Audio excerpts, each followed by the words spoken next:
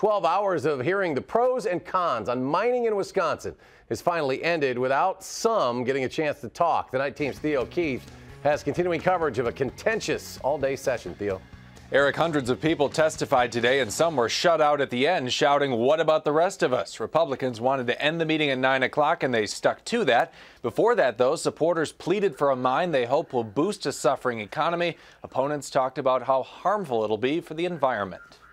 Some written testimony. People from all walks of life and from all over the state came to the Capitol. One was a teacher who broke down as she told lawmakers that her husband, a miner, had to find work in North Dakota because there are no mines here. He comes home every 4 to 6 weeks. And it's not fair when we have a company that's willing to invest in our future, in our families. I beg of you to consider the families that are there now.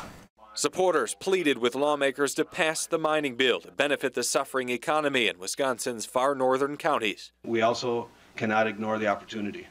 Sure, there's jobs in this thing, but the fact is it's a rebirth of an industry. Opponents, including the Bad River Band of Lake Superior, Chippewa, have environmental concerns. Wisconsin's never seen anything like the open pit mountaintop removal that GTAC has planned. The tribal chairman says he'll consider suing if the mining bill gets passed as expected. Environmental groups say they'll file suit too.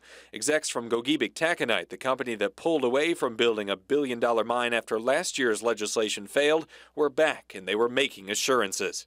The material that goes in, we want to know what's going in so we don't have a problem with any kind of runoff that you were talking about. The hearing started with controversy. The Assembly Mining Committee's Republican chairwoman cut off questions of the bill's author. Democrats objected. Madam Chair, this is a kangaroo court. This is outrageous, Madam Chair. They want more hearings, but Republicans say it's time to move on. At this point, I did not consider another hearing.